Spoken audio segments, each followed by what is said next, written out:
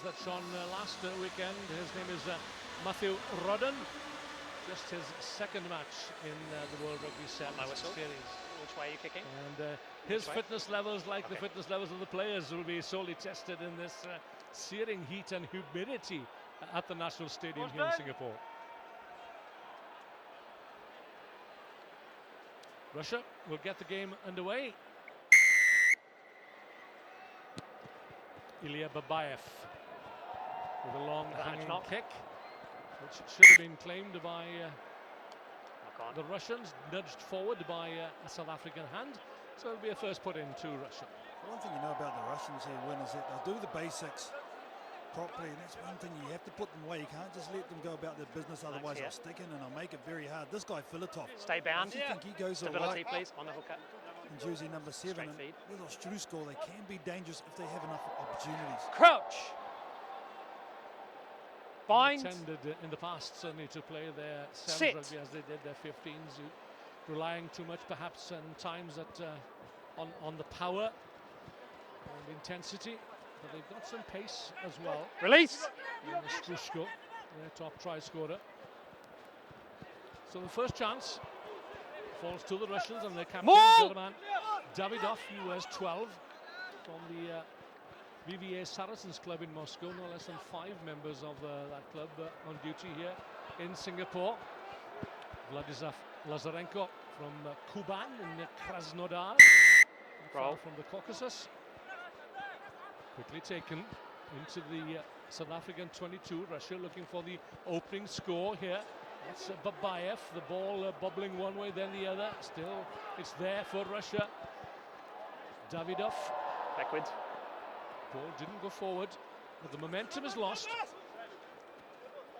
Russia having to start all over again. And the ball not sticking to the hands. 3 Russian players in the tackle area. Maul. And look to get in behind the South African defence. This player here. Yeah, we call it a maul there. There's a Russian supporting player that touched the guy with the ball, so it becomes a maul. Chris Dry there. Yeah, very good season, I think, win for the South Africans. Yeah, he rested last weekend for the Hong Kong tournament, where South Africa haven't had, I was going to say much luck, any luck really. Not reached any final, let alone win the final, and that was their story again last weekend.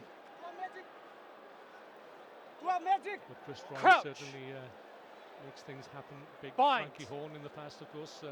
Just seen his record of 68 consecutive selections overtaken today by James Rodwell, the England captain. Bind on and stability. So really this Russian team physically aren't going to be intimidated. On this side of the scrum. Crouch. I think it was, is telling the referee he's trying to pull me down. Bind. Sit. Yeah, they like the physical stuff, do the Russians, and it's a huge tussle between Bondarev and Kankowski. More silky skills coming up here, I should think, from Branko Duprier, the South African 7, Cecile Africa. There's 10, the distributor. Dry always retains possession. Holding. You must have how I said that, of course. Commentator's curse. He had a second effort, didn't he, Chris Dry? But great over the ball was the Russian captain, Davidov. Perfect technique. And now the Russians again in the half of South Africa, who just can't get out of that portion of the field.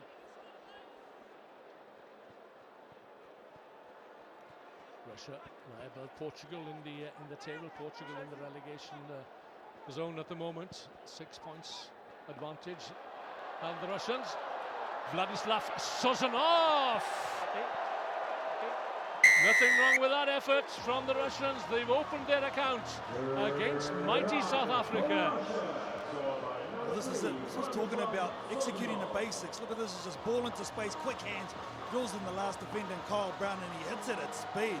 Because Vladislav Sozanov, what a good, well-taken 7th try there by Russia. Look at that, passes in front, nice and crisp, and then on the edge, they hit it fast, and there's no way South Africa was going to stop that.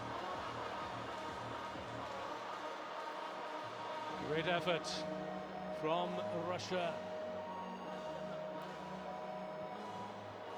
to their advantage, but again, getting the ball to do the work. The ball is always quicker than the man.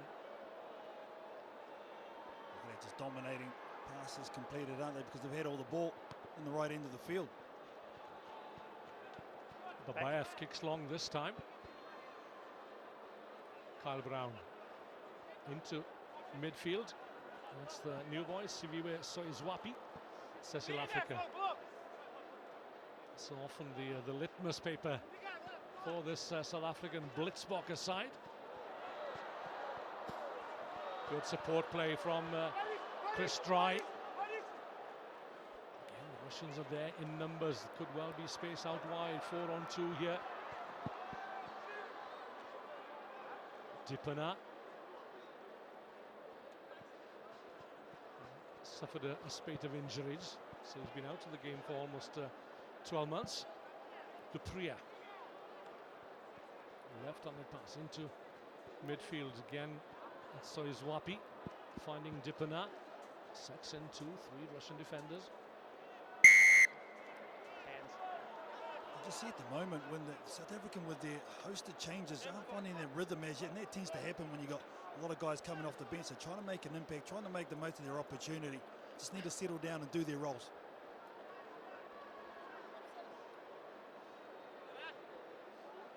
Let's go.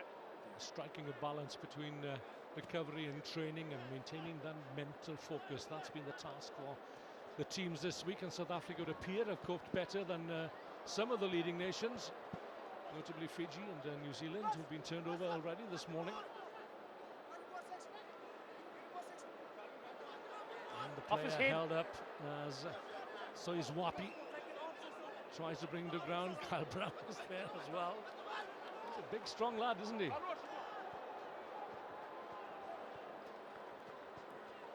Russia. Ostrushko. He'll take them on every time.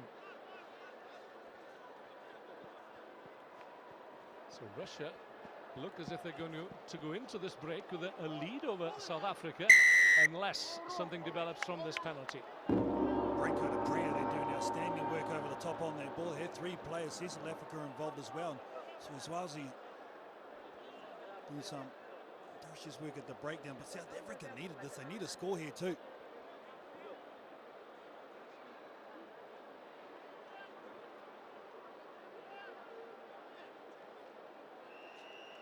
Branko de Brea and Cecil Africa in concert. Oh. Poor time to pass, so we arrive at the break. Just the one solitary score then, and that claimed by the Russian number 3, Vladislav Sozanov. I wonder whether there's another upset on the cards here in Singapore.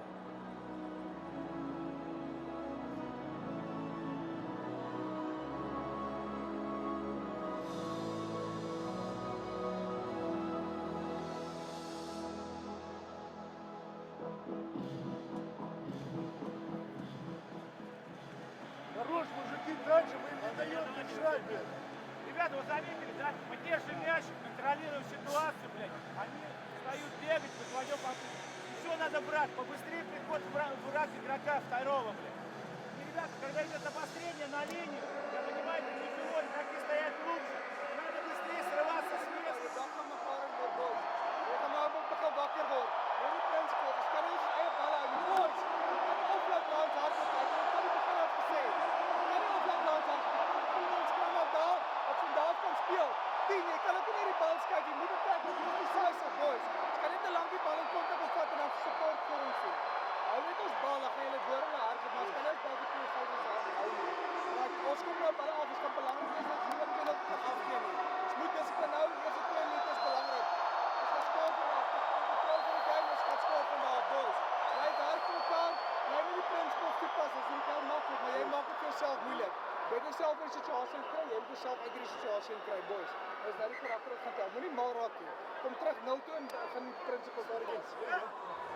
Did Neil Powell have the hairdryer out there?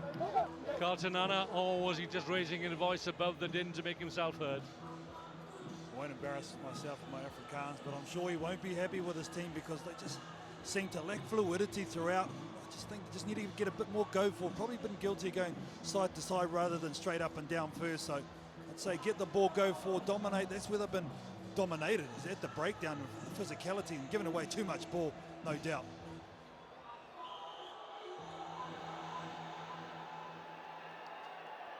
Matt Rodden, our referee, prepares to get the second half underway as South Africa readies and steadies himself. Where will he put this one? A little too far, yet again. There's no excuse for that, Carlton Anna, because you know the sidelines are so narrow here beyond the touchlines. Especially a guy of this quality, South Africa. He's a lot better than that, and I'm sure Neil Powell won't be happy with the start because they'll find themselves deep within their own half again on the back foot. Possession given away to the Russians. Short penalty. Knew what was coming. And South Africans knew what was coming too in the form of Vladimir Ostrushko. Now then, so is Wapi. But once again, possession is lost or given away. And Russia have a chance through the captain Davidov. Bondarev looking to make some room for himself.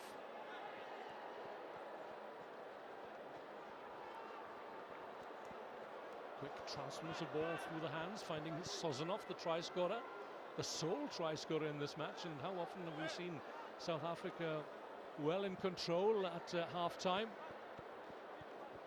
But not so. Again, looking to hold up the ball carrier. Filatov diving into the contact area, taken by Kankowski and Chris Dry. Another go this time to use his power. Lovely pass back inside. This looks promising. Sozanov is away for his second try. Well, what a turn-up for the books. The style of this game really reminds me of the Vancouver final where New Zealand played South Africa. New Zealand just slowed the play down, went side to side, dominated possession. South Africa couldn't get their hands on their ball, and then they decided to strike. It came in the form of Ostrushko, who made the initial break on the outside because he's so strong. But what about Vladimir Sozanov? Gets a double in this pool match, and isn't he stoked? 22-year-old made his full debut in Glasgow 2 seasons ago. Now then, what's happened here? It's taken too long to take the conversion. You have 30 seconds by the time you put the ball down to take it. They win. Didn't take it in time. He left the ball there. That's a huge mistake in front of the post. Well, I wonder whether that could cost Russia dearly, because they could have well have done with that extra two-pointer. The first year on the circuit, but that's a lesson I'm sure they won't forget. Well, they played a lot of sounds on the European circuit, and they've been long enough on the international circuit as well to know better. And the rule is the same for every team.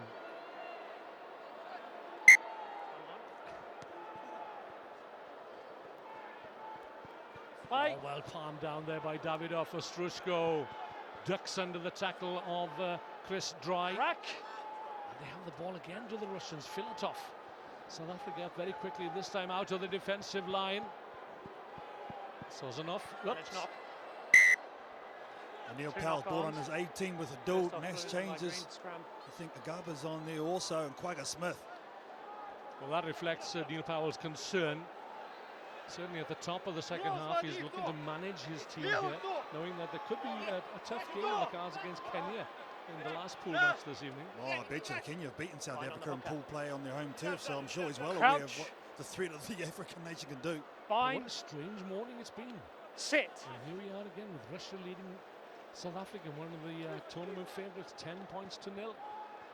That could well change in the next few seconds or so, with Justin Gedould, the paceman, the gasman on the field, back inside. The Russians missed the tackle on Branko de Prier.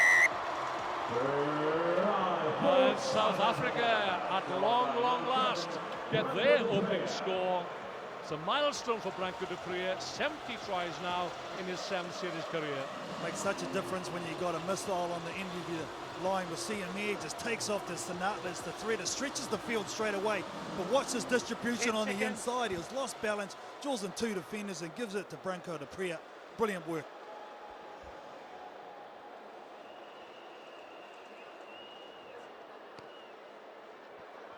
And now possibly we see how costly that conversion attempt that was not taken by Russia has been.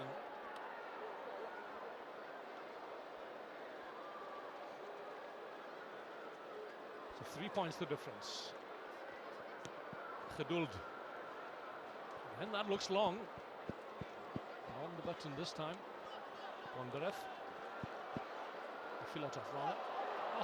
Oh, Quacker Smith will not get a simpler try than that.